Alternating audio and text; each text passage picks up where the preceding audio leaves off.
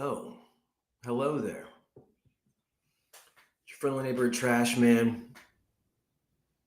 Back to talk more fantasy football, the likes thereof. Today I'm going to talk about wide receivers who were taken in the draft that I think will have immediate fantasy impact or could, and maybe some that you didn't hear announced on night one or two or three. But before that, let's go over some football news. Bills sign wide receiver Elijah Moore, formerly of the Browns, to a 1-year contract. That's a little bit surprising.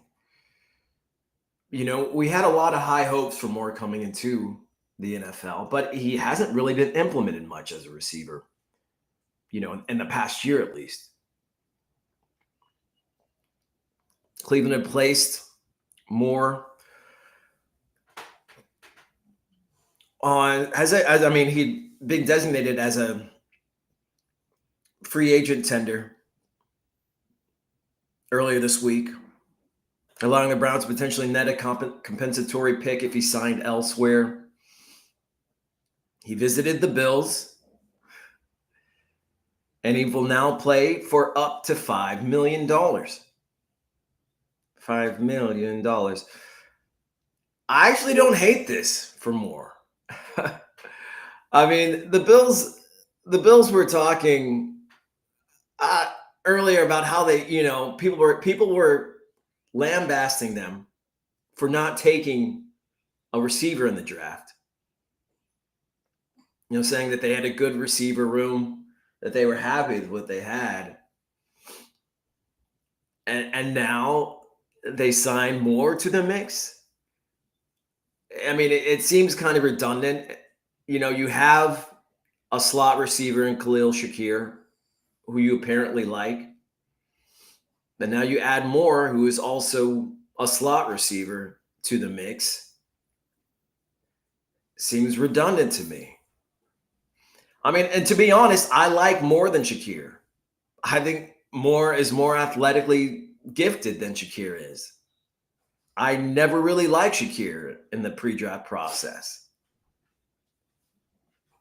I think Moore, if given an equal chance to Shakir, would actually outperform him. I just do. I don't know if he'll get that opportunity. I mean, but if you line him up with the rest of the Bills receivers right now, he's not the worst one. I mean, who else are we working with right now and receiver for the Bills? We got Keon Coleman, young, big rookie. We expect good things out of him, but he didn't have a breakout season as a rookie. Caden Prather, I guess they did add a draft pick. A late pick. Jalen Virgil, Hal Presley. They got Josh Palmer in free agency. KJ Hamler, remember him? Terrell Shavers, Stephen Gosnell, Curtis Samuel, okay. Laviska Shenault, Kelly Akarayi, and Khalil Shakir. It's a deep wide receiver room, but it isn't necessarily a good one. I mean, just right off the bat, I think Moore is at worst the fourth option there. I mean, arguably you have Shakir ahead of him, Coleman, Curtis, Palmer, and then Moore. And I think Moore could potentially outplay one of those guys to be the third receiver in that offense. I really do.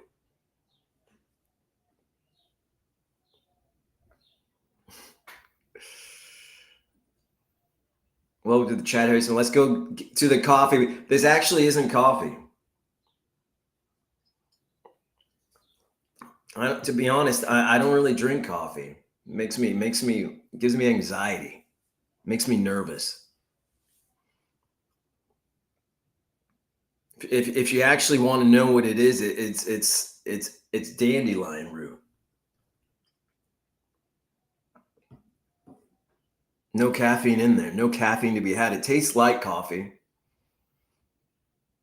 A little bit. Not quite as bitter. Adds even more non-event than the see on Buffalo's Island of Misfit Toys. Possibly.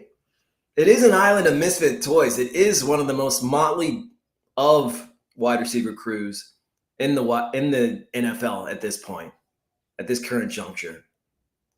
They're just telling Josh Allen, here are your GI Joes.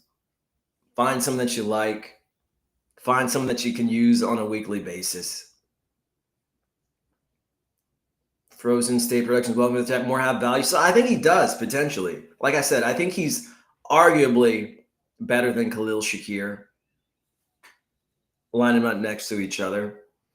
I mean, I liked him more than Khalil Shakir. I mean, when Elijah Moore came into the league, we expected big things out of him. We expected him to be, at worst, the number 2 option for the New York Jets. We loved Elijah Moore. A lot of people did. He has breakaway ability more than Shakir does.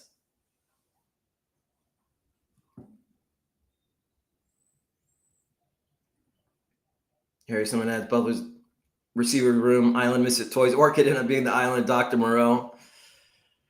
Hopefully not. Hopefully they don't become amalgams of humans and animals, unsure of what their role is on Earth, leading to murderous consequences. Hopefully that's not the case. I watched The Island of Dr. Moreau fairly recently, the one with Marlon Brando. It's a terrible movie, but it had some pretty good creature effects. Keon Coleman limited route tree, that's true. The only reason I don't think he's as much of a threat to Keon Coleman is because they don't play similar roles in an offense.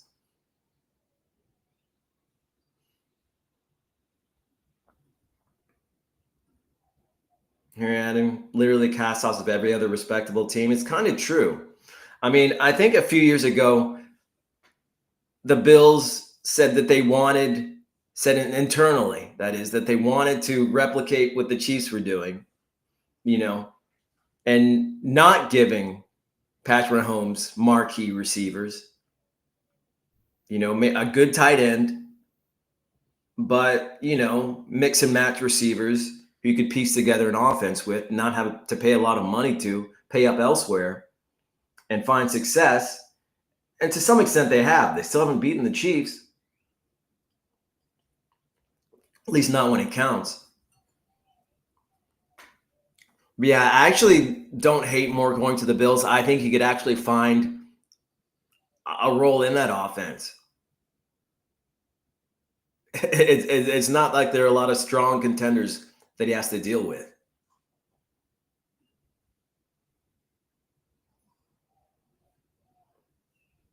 In other football news, the Falcons exercised the 5th-year option for Drake London.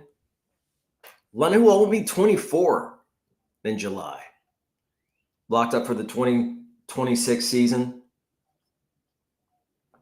And he's been good. I know it may not have seemed like it, at least consistently, but only Justin Jefferson and Jamar Chase they're the only other 2 wideouts to average more than 12 yards per catch on 100 receptions in 2024. So good season for Drake London there. London was 3rd in receiving yards and 7th in receptions last season. Those are good numbers. And I think he's only going to get better as his connection, his rapport with Michael Penix gets better.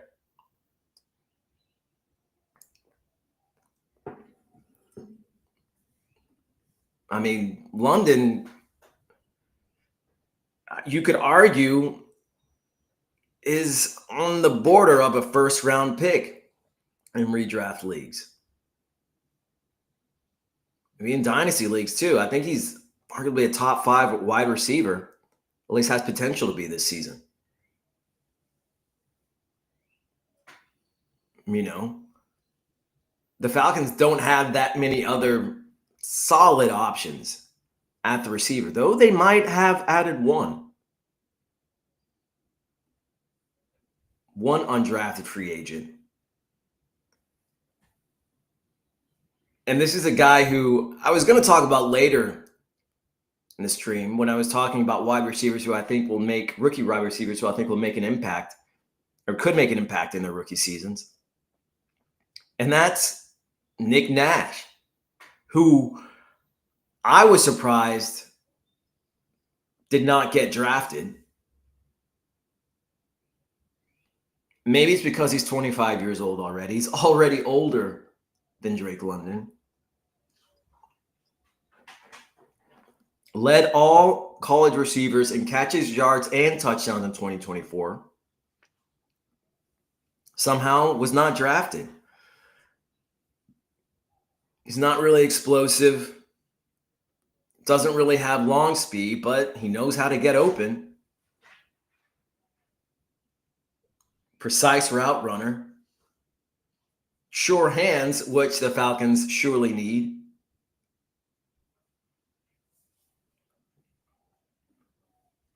I mean, right now he has to contend with in Atlanta. He has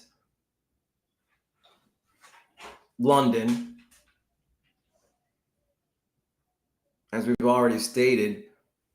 Darnell Mooney, okay. He's fine. Ray McLeod, who has somehow made a dent in fantasy last year. If Ray McLeod can do it, Nick Nash can do it. Casey Washington, Philip Dorsett, the second. Is there another one, or is it the same one who's been kicking around in the NFL for the past, 4 or 5 years?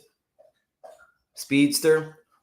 There's David Sills, Quincy Skinner Jr., Chris Blair, Dylan Drummond, Jesse Matthews, Mekhi Polk, Kadero Hodge, Jamal Agnew, hey, former Jaguar, and Nick Nash. Another wide receiver core that's bereft of notable talent. Nick Nash could easily make his way into regular rotations for the Falcons. Could potentially overtake a McLeod or a Mooney.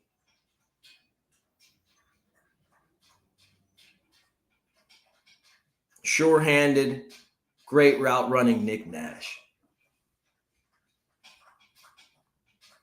Whose only knock against him, I guess, is really his speed. But, I mean, he mitigated that. He led all college receivers in catches, yards, and touchdowns in 2024. I think it's going to be hard for this kid not to find, well, I use the term kid loosely, not to find his way onto an NFL field.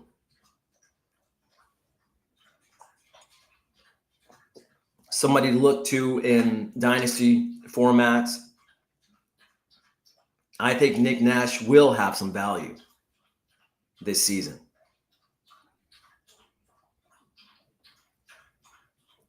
In other news, the Athletics' Mike DeFabo listed Steelers rookie running back Caleb Johnson alongside Jaylen Warren as co-starters.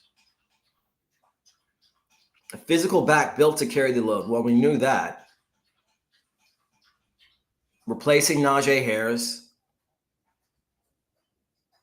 Over 1,500 yards and 21 touchdowns in 2024 for Iowa. Also caught the ball. 22 catches for 188 yards and 2 touchdowns.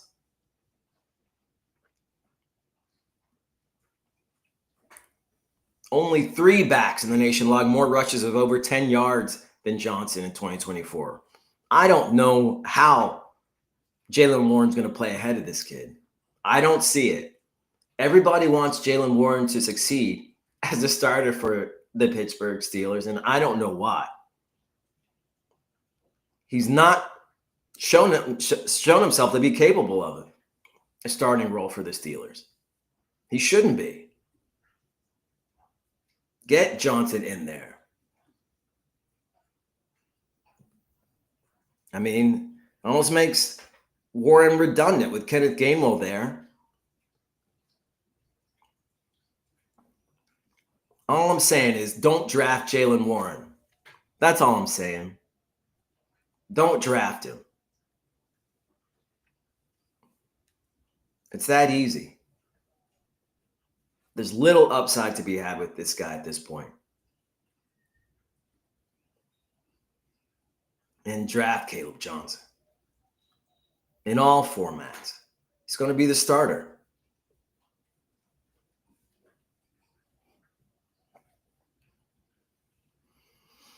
Chargers placed the UFA tender on running back J.K. Dobbins.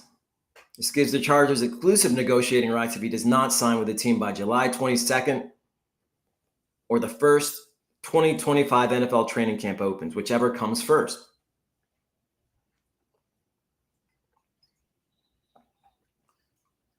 I mean, I guess the Chargers could add Dobbins back to that backfield. I hope they don't, for the sake of Najee Harris and Omarion Hampton. Dobbins being a Charger again would not bode well for either of them. Because Dobbins is still good. Injury prone maybe, but he's still good. And I think that just muddies up the backfield there in LA if another team doesn't pick him up, which I think they will. New Orleans football's Nick Underhill said he would be flabbergasted if Derek Carr played for the Saints this year. Absolutely flabbergasted. I would have trouble understanding why you would allow that to happen. You're trying to build a new culture. You can't let that guy. You just got a rookie quarterback. This is the example you're going to give him. Both Underhill and Mike Triplett believe Tyler Shock, and I guess it's Shock now. I guess that's how we're pronouncing it. Will be starting for the Saints in week 1. Saying that at 80% or higher odds to start 80% of the games this year. Okay. Tyler Shock, rookie, old rookie. Doesn't really excite me in fantasy. I mean, maybe he's better than Carr. But to me, he seems kind of right on par where Carr actually already is. Doesn't have a really big arm. Isn't really mobile.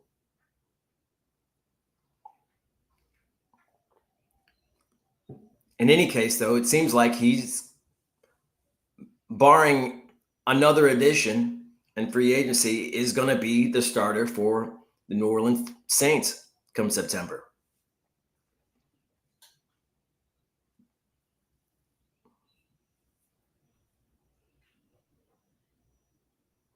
Now here comes Harry Snowman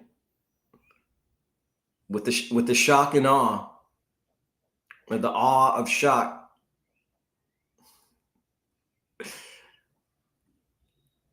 He's better than you think. Maybe. I hope he is. You know? I hope he is better than I think. It's not that I think he's bad. I just think he's unspectacular. You know? I don't see him as necessarily a major improvement over a Derek Carr on a good day. But I hope I'm wrong. I hope I'm wrong on Tyler Shock. I mean, they obviously liked him enough to take him as early as they did in the draft. They obviously liked him more than Shedeur Sanders. So like I said, I hope I'm wrong about Tyler Shock. And by wrong, I mean, I hope he's better than average.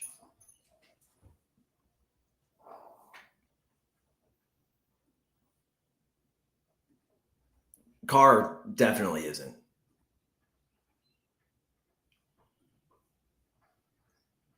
Another football news, Cleveland Plain Dealers Mary Kay Cabot believes Shedeur Sanders will have to outperform the other 3 quarterbacks on the roster to even make the Browns. She's saying Sanders might not even make the Browns. But she also adds, if the season starts tomorrow, the starter would be Kenny Pickett. She thinks Pickett is a starter right now.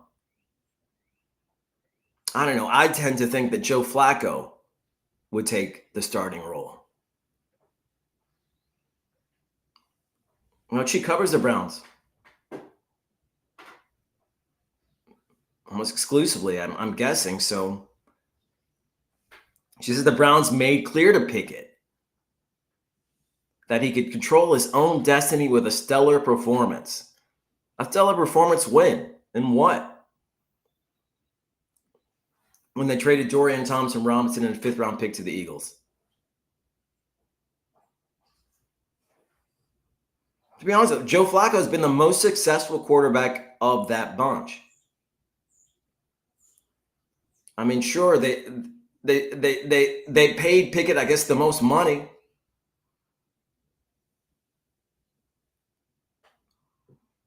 But Joe Flacco, gun to temple, I'm starting him over Pickett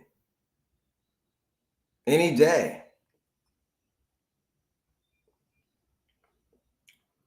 But the idea that Sanders might not even make the team, that sounds a little bit absurd to me. I mean, it's like the lady doth protest a little bit too much. Sanders is going to make the team.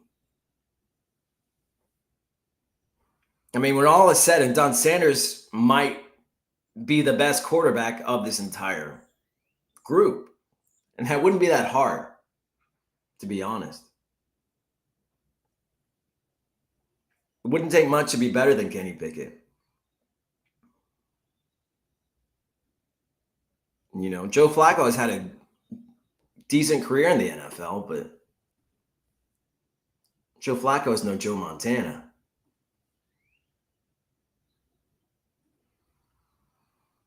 He's no Broadway Joe.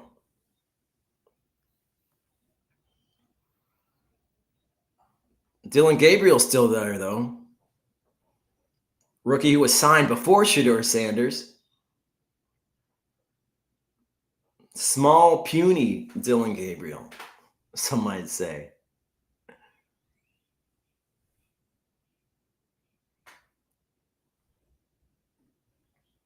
Yeah, I find that unlikely that Sanders won't make the team, but I guess it's within the realm of possibilities. Rams coach Sean McVay said Terrence Ferguson reminds him of Chris Cooley and Travis Kelce. Wow. Haven't heard Chris Cooley's name called in a while. He says those are big, lofty comparisons, so I'm certainly not saying that he's those guys yet, but there's a lot of instincts. He plays with a change of pace when the ball gets in his hands. When things go off schedule, he shows what a fuel he has to find soft spots. I'm really excited to get him in that tight end room, McVay elaborated. Tyler Higbee headed into the final year of his contract. Why not get the young man Ferguson involved in that offense? Some good tight ends to be had. Some good rookie tight ends to be had coming out of this draft. And it looks like Terrence Ferguson has a bright future, according to Sean McVay. Maybe it's a year before he pops. Maybe it's not until year 3, per usual. But Ferguson definitely somebody to add to your rookie squads.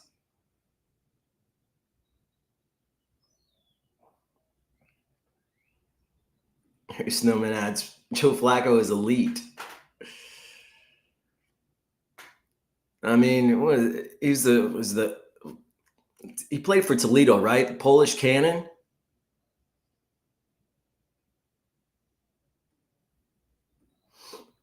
Terminal sarcasm. Welcome to the chat. Today's cast needs more love. Let's get some likes for the channel. I agree.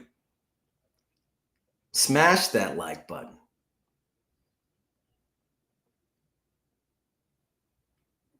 Smash it if you want Shedeur Sanders to get a role on the Cleveland Browns.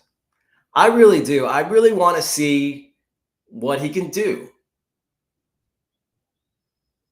I really want to see if the hype, then the non-hype, I want to see if it builds some fortitude in the young man. I mean, he has premier pedigree, primetime pedigree. I mean, I'd love to see what he can do in the NFL. I'd love to see another good fantasy quarterback. We all do. We'd love to see it.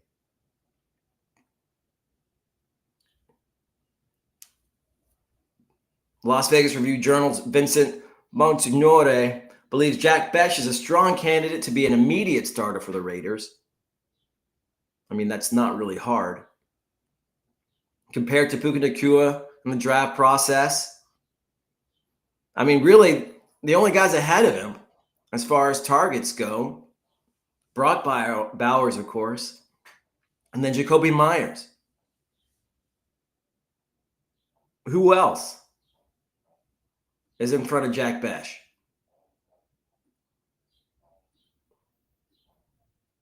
Let's take a look real quick. Trey Tucker could be. Deontay Thornton Jr., fellow rookie draft pick. Cedric Jackson, Jeff Foreman, Christian Wilkerson, Tyreek McAllister, Zachary Franklin. Have you heard of any of these guys ever? Kyle Phillips. I've heard of him. Alex Bachman, and then Tommy Millott, who was taken in the draft as well, quarterback / wide receiver. He could actually find his way onto an NFL field at a fairly often clip. He could. But really, it's only Myers and Bowers ahead of Jack Bech, tied to Geno Smith. It's not your same old Raiders offense. And they have Ashton Jeanty, who's going to open things up for that passing game. So Jack Bech definitely one to potentially have a major fantasy impact in his rookie season. Other receivers who I think are going to have impact in their fantasy seasons. Travis Hunter, of course. Maybe the best wide receiver, maybe the best cornerback in the entire draft. The Jags are going to use him mostly as a receiver. Hopefully that is the case. That remains the case. Could surpass 1,000 yards in his rookie season. And have a handful, if maybe not a couple more touchdowns. Definitely going to have an impact. Tech McMillan, Carolina. It's not the situation that I would have loved to see McMillan in. I would have liked to see him go elsewhere, to be honest. Being tied to Bryce Young's arm isn't anyone's idea of a great situation as far as fantasy is concerned. But they're saying now they are going to move him all over the formation. So it might be dink and dunk, but he's going to get his. He's going to get his receptions.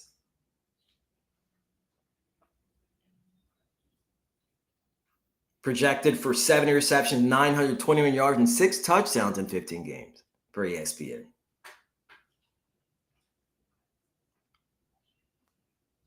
I mean, that seems a little bit optimistic, considering that they still have Xavier Legette and Adam Thielen to feed. But McMillan's the kind of player you can just throw it up to and he's going to get it. You know, he's a bad quarterback's friend.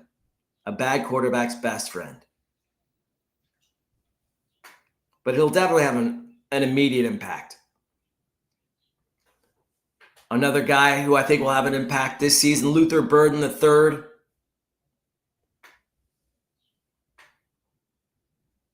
Becomes the third option at worst for the Bears.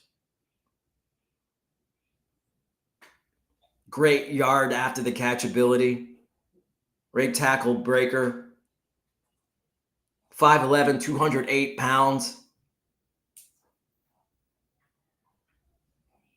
dynamic, powerful.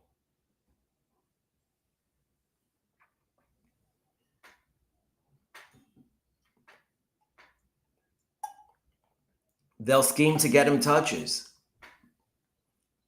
But I think he could have a role like McMillan's in the offense. He could break 900 yards this season. I mean, and who's to say that he couldn't emerge as the top receiving option in Chicago?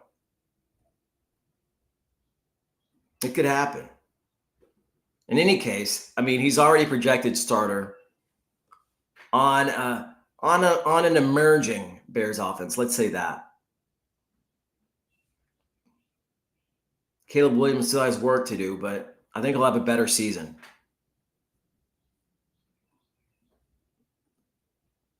Another rookie I think will have a good season, potentially. And I hope he does. He was my favorite receiver coming into the draft behind Travis Hunter, I guess. And that's Emeka Egbuka,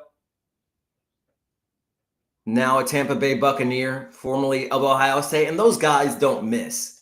Those Ohio State receivers don't miss. Smooth route runner, can play inside, outside. Played mostly inside, 70% inside. You know, which was why I thought he was an interesting pick for the Buccaneers, why I didn't love it initially. They already have Chris Godwin there over the middle. But Egbuka, he could transition outside easily. You know, it sucks for Jalen McMillan.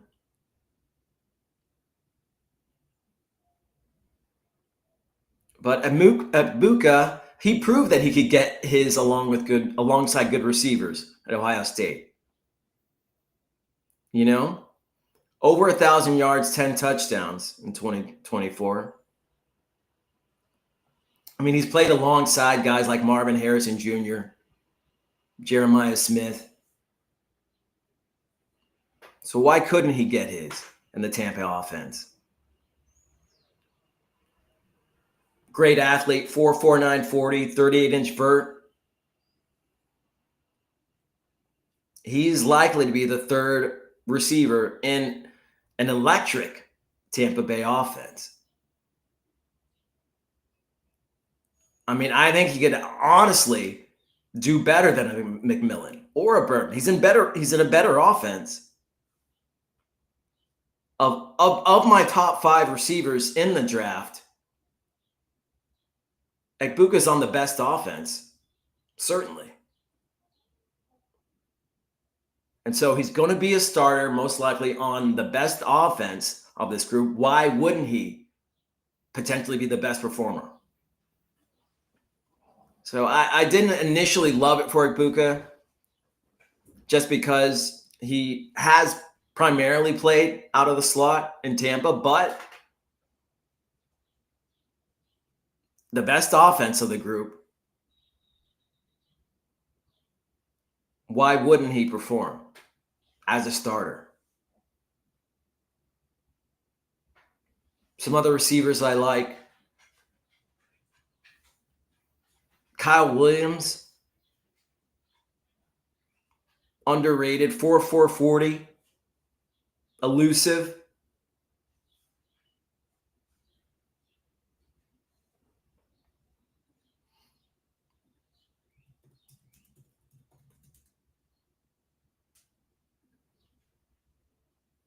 Mike Vrabel. Well, he was joking about Mike Vrabel's size. You know, so he's already having fun. But he joins a Patriot squad that other than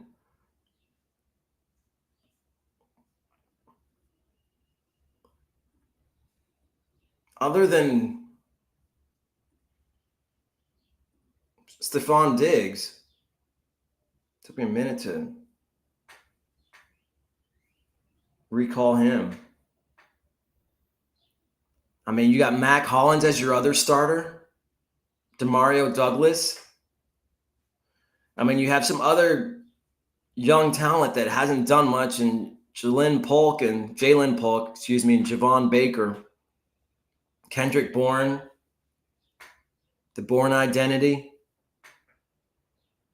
Keyshawn Butte, Jeremiah Webb, Efton Chisholm, Demir Blankumsi. I mean, it's kind of like the Bills. I mean, Diggs is arguably an elite receiver, or at least has been historically. But Kyle Williams could slot in as a starter immediately. And he's fast. Might be the fastest of that group. With the young dynamic quarterback in Drake May, you have to like Kyle Williams' chances.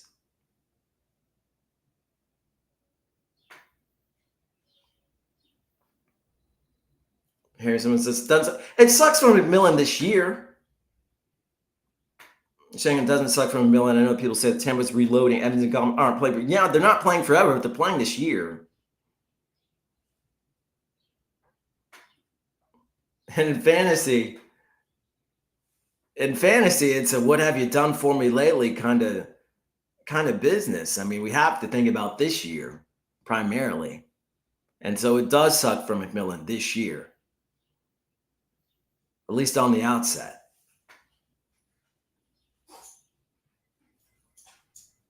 Other rookie receivers who I think have a shot. I mean, Jaden Higgins, 6'4", 217 pounds.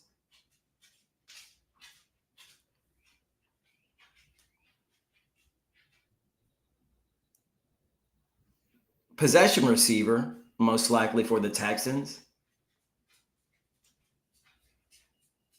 Texans unlikely to bring back John Mechie, it seems. But it's almost a wide open receiver room there in Houston. I mean, you got Nico Collins, but he's the only, well, I guess Christian Kirk. You can maybe slot him in as a for sure starter. But after those two, a lot of question marks. I mean, Tank Dell, we'd love to see it happen. We'd love to see him return to form. But he's been so injury plagued. I mean, he's a small guy. He's not a tank, we found out, after all. But Higgins, along with Jalen Noel. Higgins, though, it's going to be hard to keep him off the field at 6'4", 217 pounds. Could definitely find a role in the Texans offense. And a Texans offense that I think will bounce back this season.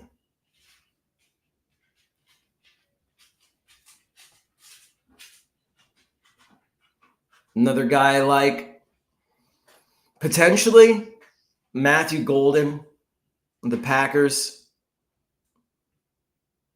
You know, it's a convoluted wide receiver room for sure in Green Bay. But he could be their best deep threat. I mean, Christian Watson, as much as we want him to succeed, as much as we loved him coming into his rookie season, injury plague, just like a Tank Dell. Can't stay on the field. And so if you count Watson out, then who is their biggest playmaker left? Who could stretch the field? It's not Romeo Doubs. It's not Jaden Reed, who I like in PPR formats. I love in PPR formats, but it's not him. It's not Dontavian Wicks. I mean, you could argue Mecole Hardman could take that role, but we don't want him to. They don't want him to. He's insurance. It's Matthew Golden. Matthew Golden is their deep threat. primed to take the role of Christian Watson and stay on the field, though. So you have to like that for Golden. You have to like being tied to Jordan Love's arm. You have to like him being the deep threat in that offense and that electric offense. So those are receivers who I think just off the bat will have impact as rookies. There are going to be more, and the more I look at these depth charts, and the more, we found out during these practices, these subsequent practices, there are going to be some more rookies who could display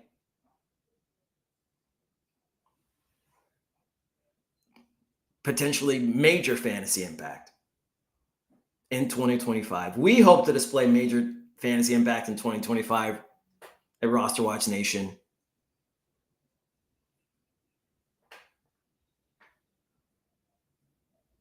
Stay tuned for Alex and Cody. They're here, and they will be here to illuminate your 2025 fantasy season. Until next time, this has been the Trashman on behalf of RosterWatch.com. Be ready. This is Anthony Richardson. You're listening to Roster Watch. This is AJ